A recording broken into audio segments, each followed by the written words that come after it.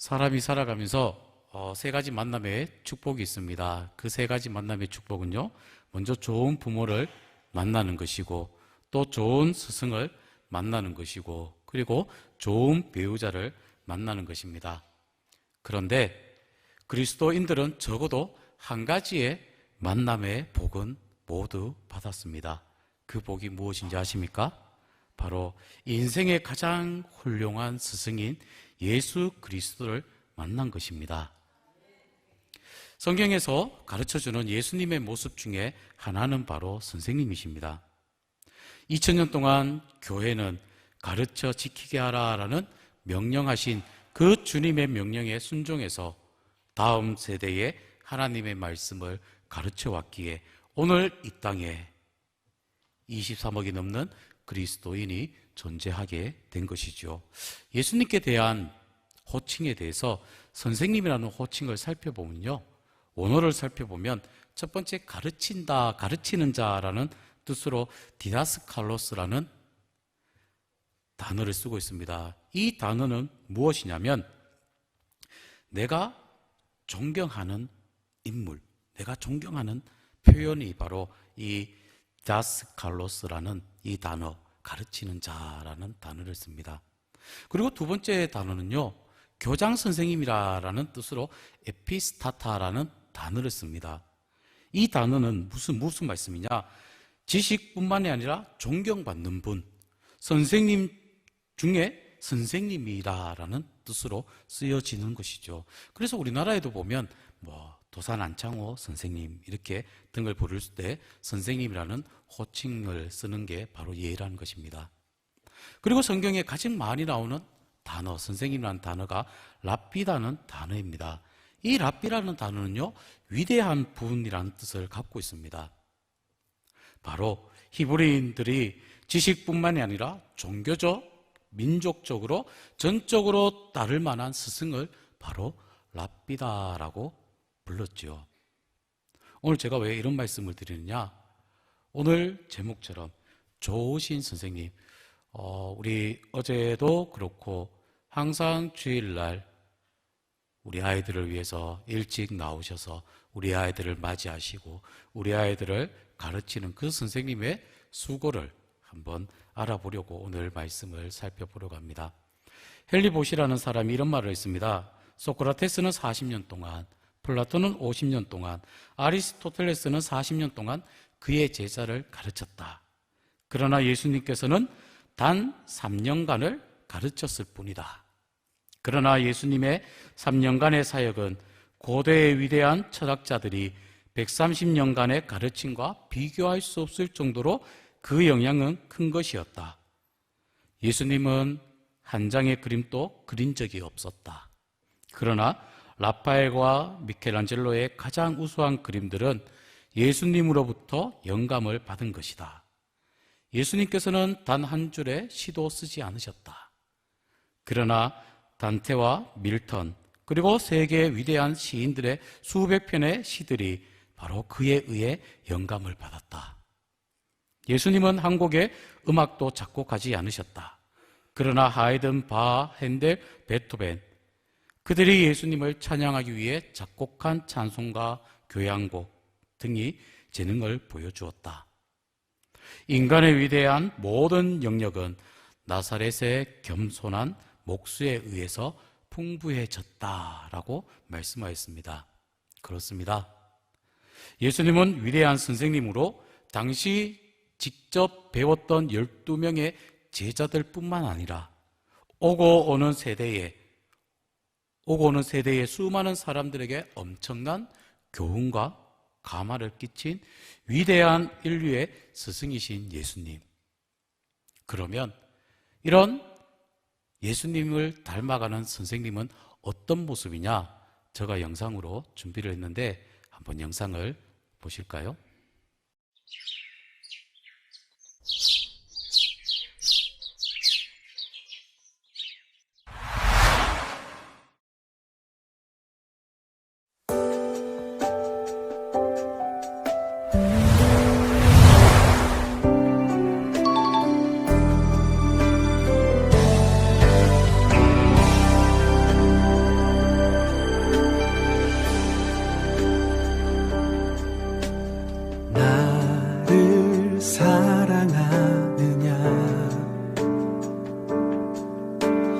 내 양을 먹이라.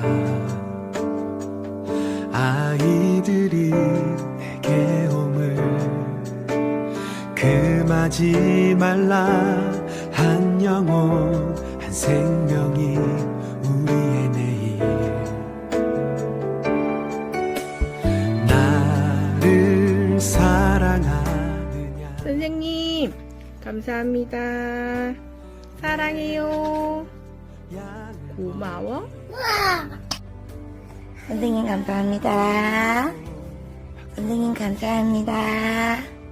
주님의 보배 한 영혼 한 생명 우리의 내일. 선생님 사랑합니다. 그리고 감사합니다. 사랑으로 가슴에 품고 못다민, 자물민, 건다민, 선생님 감사합니다. 사연이요. 우, 박수! 오, 잘했다. 선생님 감사합니다. 사랑합니다. 주님 나라 온땅 선생님 감사합니다. 친구들과 선생님과 함께 예배하는 게 정말 좋습니다. 선생님 사랑합니다. 선생님 감사해요. 말씀 위에 굳게 세우면 주님 영광 밝게 빛날 내일을 보리. 주님 나라 온 땅 덮을 새날을 보리.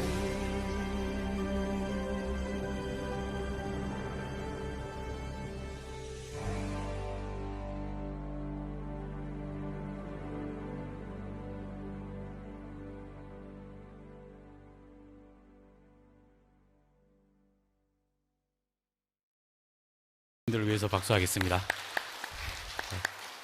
어제도 늦은 시간까지 우리 선생님들이 수고를 많이 하셨고, 또 오늘 또 어김없이 아이들의 눈높이에 맞춰서 좋은 옷을 입고 오셨는데, 우리 유치부실에 가면 우리 김정강 장로님께서는 머리에 핀도 꽂으시고 앞치마도 하시고, 또 아이들의 눈높이에 맞춰서 엎드려 갖고 아이들과 함께 노시는 이렇게 어울리는 모습이 너무 좋고요.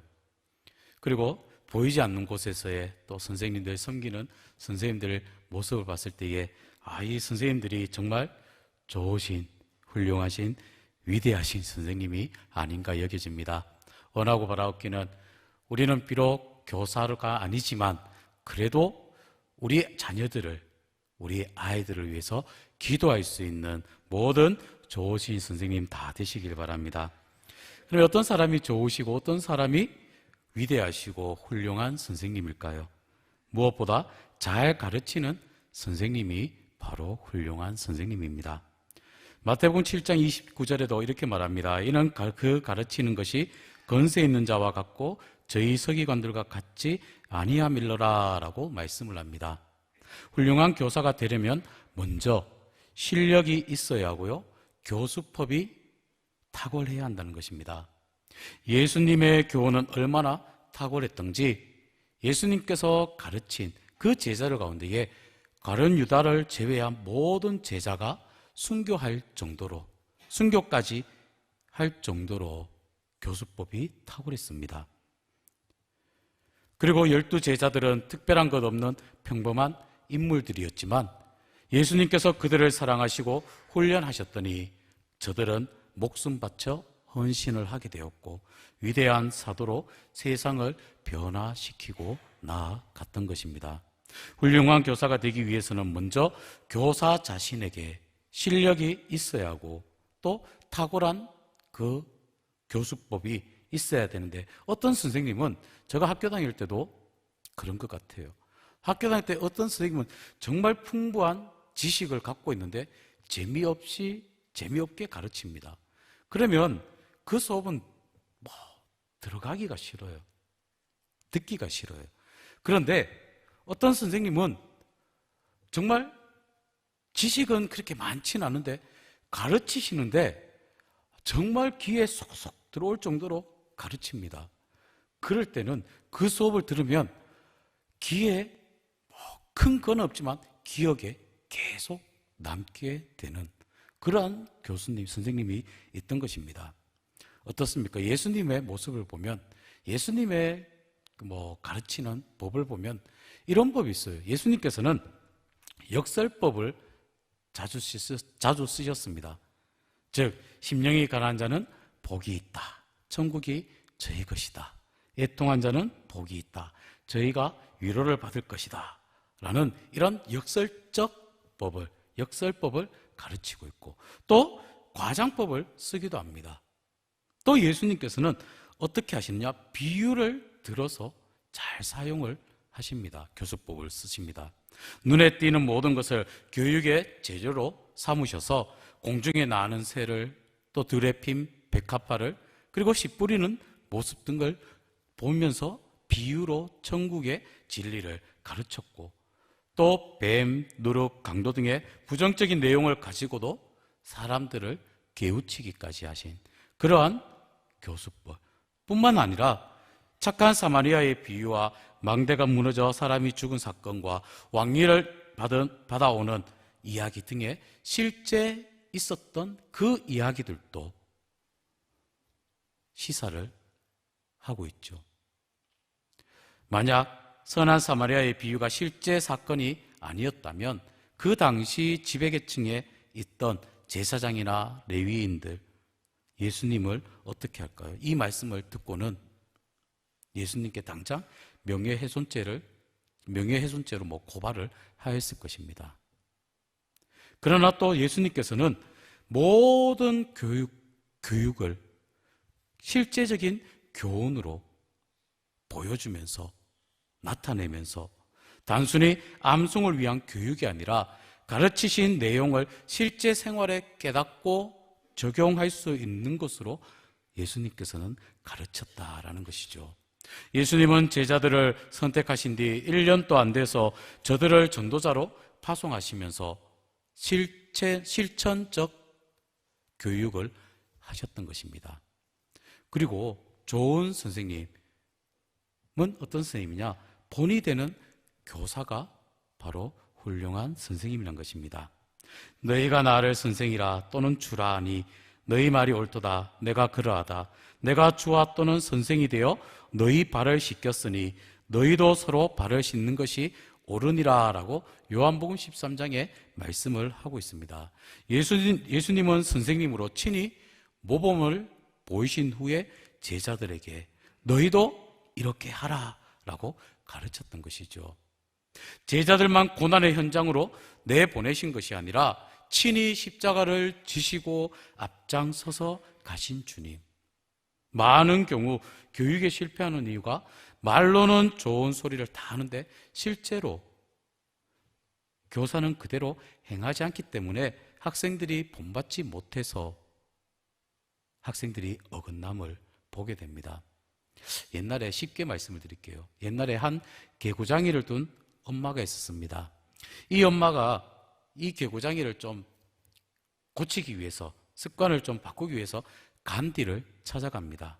선생님, 제 아들이 사탕을 너무 좋아해요. 사탕을 먹지 않도록 충고 좀 해주세요. 아마 선생님께서 말씀하시면 우리 아이들이 변화가 있을 거예요 라고 얘기를 했지만 간디는 그 엄마와 아이에게 이렇게 말합니다. 보름 있다가 집에 돌아가서 보름 있다가 다시 오십시오 라고 이야기를 합니다. 보름이 지났습니다. 그 말씀 개구장이 둔 아이와 엄마가 다시 간디를 찾아왔습니다. 그리고는 간디에게 다시 말합니다. 선생님, 이 아이가요 사탕을 너무너무 좋아해요. 이 아이에게 사탕을 먹지 말라라고 한마디만 해주세요 라고 이야기를 합니다. 그때 간디는 이야기를 합니다. 얘야, 사탕을 먹지 말아라. 건강에 좋지 않단다 라고 말을 합니다. 소녀는 끄덕끄덕거렸습니다. 그러자 어머니는 간디에게 고마운 표현을 한 후에 선생님께 간디에게 물었습니다. 선생님, 어찌해서 보름 있다가 이 말씀을 해 주십니까? 라고 간디에게 물었습니다. 그러니까 간디가 웃으면서 하는 말이 이렇게 말합니다. 저도 그때 사탕을 먹고 있었습니다. 나부터 삶의 본을 보이지 않고 어떻게 어떤 좋은 충고도 공허한 메아리일 뿐입니다. 라고 말을 했습니다. 그렇습니다. 선한 삶의 모습이 최고의 교훈입니다. 우리 선생님들이 더 일찍 나아오시고 여러분들이 더 말씀 따라 믿음의 삶을 살아가는 것이 바로 훌륭한 선생님, 좋으신 선생님임을 기억하시길 바랍니다. 가정에서도 마찬가지입니다. 좋은 소리만 하는 것이 아니라 나는 그렇게 살지 않는데 너희들 이렇게 살아라 이렇게 이야기를 한 것이 아니라 나부터 삶을 살아가고 본이 되는 삶을 살아가야 한다는 것이죠. 그리고 무엇보다 제자를 사랑하는 선생님이 훌륭한 선생님입니다. 요한복음 13장 1절에 보면 이렇게 말합니다. 유월절 전에 예수께서 자기가 세상을 떠나 아버지께로 돌아가실 때에 이룬 줄 아시고 세상에 있는 자기 사람들을 사랑하시되 끝까지 사랑하시니라. 아멘. 예수님은 당시의 제자들을 사랑하시되 어디까지 사랑하신다? 끝까지 사랑하셨다라는 것입니다. 여러분이 지금까지 기억에 남는 선생님이 있다면 어떤 선생님이십니까? 아마도 자기를 아끼고 자기를 사랑해 주신 선생님일 것입니다. 저도 우리 성례교회에 와서 우리 성례교회 오기 전에 우리 친구 목사님들이 이렇게 이야기를 했습니다. 제가 교회로 옮길 것 같다, 사역지를 옮긴다 하니까 거기 가면 안 돼 이러는 거예요, 저한테. 그래서 왜 이야기를 하니까 거기 가면 서상호 선생님 있어 이러는 거예요. 제 은사님이시거든요. 그래서 서상호 선생님 있어, 거기 가면 안 돼 그런 거예요. 그래도 어떻게 해요? 아니야. 그래도 저는 많이 맞진 않았거든요. 서상호 선생님께 많이 맞진 않아서 그래도 가야 돼 하면서 왔는데 오늘 또 제 친구가, 영주에 있는 친구가 저한테 지난번에 전화가 와서는 저보고 설교하는 날이 언제네요. 그래갖고 이번 주 전화를 안 드렸어요. 안 했어요. 그러니까 친구가 또 전화가 또 오는 거예요. 야, 이번 주 설교 안 하나? 그리고 네, 이번 주 설교 아니야. 지난주에 우리 강사님 오셨잖아요. 그래서 네, 이번 주 설교 아니야. 그럼 언제 하는데? 그러니까 다음 주 오늘 3시에 설교해. 그러니까 그래, 그럼 내가 한번 가볼게. 제 친구도 왔어요, 오늘. 근데 그 친구가 왔는데 친구 잘 만나면 복입니다. 친구가 교회 오고요. 친구가 설교할 때 말씀 듣고 또 변화 받아갖고 또 신앙생활 더 잘할지 어떻게 합니까? 저 친구도 아마 선생님한테 많이 맞았을 거예요. 근데 어떻게 왔는지 참 대단한 것 같습니다. 네, 제가 좋은 선생님, 어떤 선생님이 기억에 남느냐? 우리를 사랑하는 선생님을 꼭 기억합니다. 제가 서상호 선생님 얘기했잖아요. 안수 집사님. 서상호 선생님이 저희들을 안 사랑했으면 안 때렸을 거예요. 공부를 안 해도 정말 미워하면 공부를 하든지 말든지 내버려 뒀을 것인데 제자들을 사랑하시니까 이 제자들에게 한 가지로 더 가르쳐주기 위해서 이것도 못해 탁 때리는 거 사랑의 매라고 저는 알고 있습니다. 그렇게 사랑이 많은 선생님을 우리는 기억을 하잖아요. 나를 사랑해 주신 선생님을 우리 아이들은 기억을 합니다.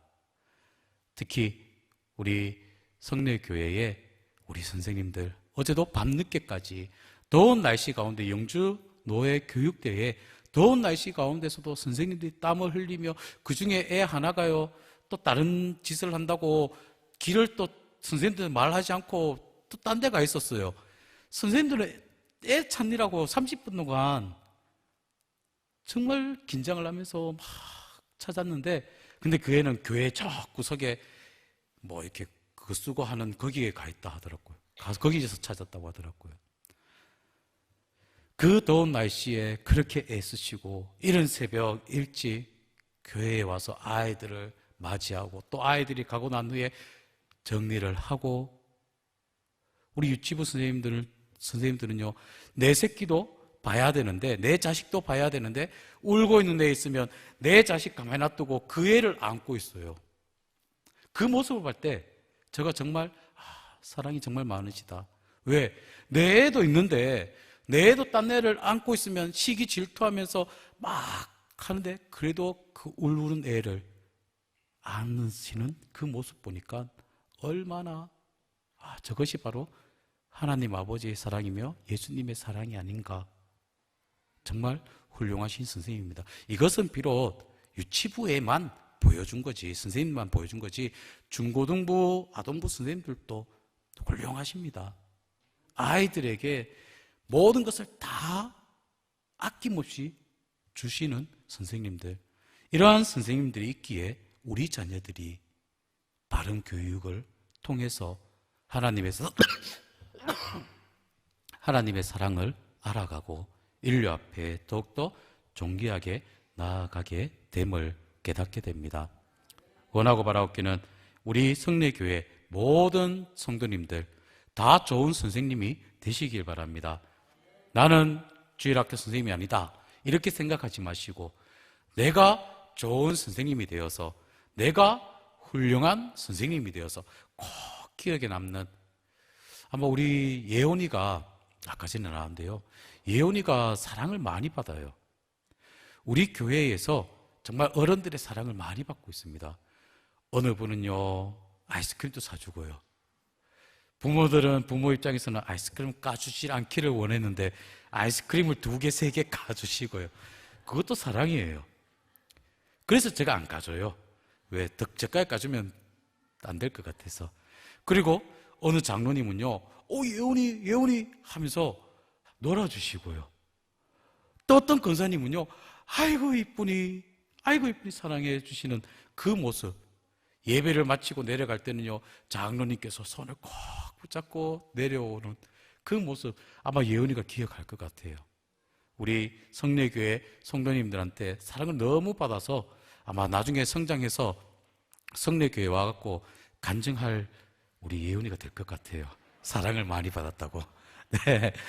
모든 선생님들, 모든 우리 성도님들 정말 하나님 아버지의 사랑으로, 아버지의 마음으로 우리 자녀, 자손들을 잘 양육해서 좋은 선생님 아래에 좋은 학생, 좋은 제자, 좋은 자녀들이 난다는 것을 꼭 기억하시고 모든 성도님들 좋은 선생님 되시길 바랍니다. 이제 말씀을 정리하려고 합니다. 선생님은 적어도 학생을 대하는 선한 분이 되어야 합니다. 우리는 선생님의 사랑으로 자녀들을, 아이들을 잘 양육하고 우리 자녀들이 지혜와 지식의 가르침을 받아 선생님의 그 보살핌 속에 믿음으로 잘 자라나서 하나님과 인류 앞에 존경에 쓰임 받게 하시고, 우리는 선생님을 존경하며 우리 선생님들은 우리 자녀들을 사랑으로 잘 가르치는 귀한 은혜가 있기를 원합니다. 함께 기도하겠습니다. 하나님, 감사를 드립니다. 저희들을 사랑하시고 좋은 스승의 본을 보이는 예수님을 닮아가는 삶을 살아가게 하시니 감사합니다. 아버지의 마음으로 우리 자녀들을, 우리 아이들을 잘 양육하게 하시고 세워갈 수 있는 우리 선생님들과 모든 성도님들 다 되게 인도하여 주시옵소서. 우리의 참 스승이 되신 예수님의 이름으로 기도드리옵나이다. 아멘.